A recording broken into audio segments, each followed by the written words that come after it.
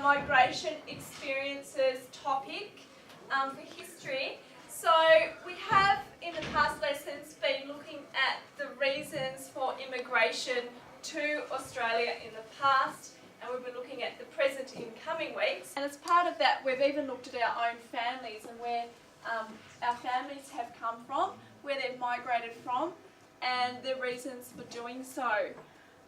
Can anyone remember what some of the reasons are for people migrating to Australia? War and other world events. Yes, war.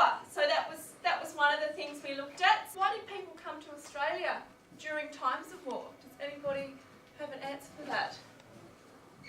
Because it was considered a safe country. Also some other reasons we looked at for people from other countries migrating to Australia. Can anybody remember what they were? Yeah? Low birth rates. Yes, low birth rate. So Australia had a very small population, so we're trying to boost that. Any other reasons? Protection from foreign invasions. Yes, protection from foreign invasion. So if there was a larger population, then there was more likelihood that Australia could protect itself, particularly with the threat from the Japanese. One of the other elements that we haven't yet talked about, which contributed to people coming to Australia, is policy. So one of these, for example, was the White Australia policy. So has anybody heard of the White Australia policy? Just one of the activities we're going to do next is to create a timeline. The timeline activity that we're going to do looks something like this. So you're going to be required to put in the actual dates into the left-hand side of your workbooks, and then you will be given a list of the different policies and programs that were in place in Australia from 1945 until now, and you'll need to use the internet to research exactly which year they should be placed on. With that activity that we've just completed, you'll notice that one of the things on there is the Immigration Restriction Act. Is there anybody that knows another word for the Immigration Restriction Act? Yes? The White Australia policy. Yes, the White Australia policy. Well done. I'm just going to have a bit of a chat with you guys about what the White Australia policy actually is. So it describes Australia's approach to immigration from federation. It favoured applicants from certain countries. So this was in an effort to ensure Australia stayed white. It allowed the government great powers over who could and could not come to Australia. So one aspect of the White Australia policy was a dictation test. And this was a really good way for the government to decide who came to Australia. The test was a way of excluding unwanted immigrants. So imagine if you were Chinese being asked to write 50 words in Spanish.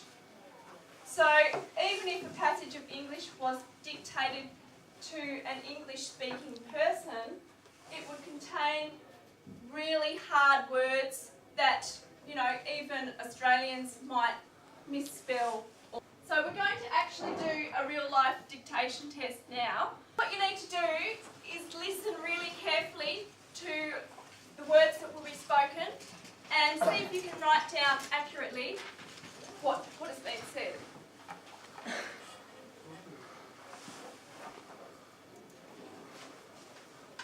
The need for mental stillness, for quiet and balance, is obvious.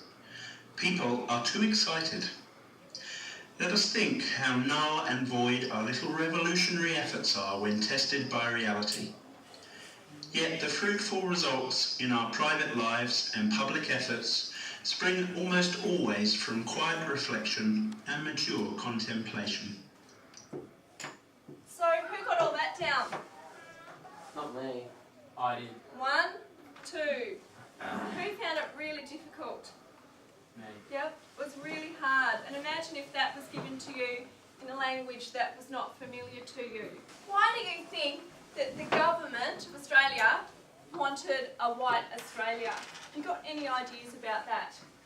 Yeah. That non-British workers that came to Australia could be paid less, which was a worry for white Australians. Exactly. So with non-British people coming into Australia, they could be paid less, as you said, and so Australians, white Australians, were upset that maybe that would affect their employment and the rate of pay for them. Any other ideas? The Australian way of life has been threatened. Yes, that's a great one.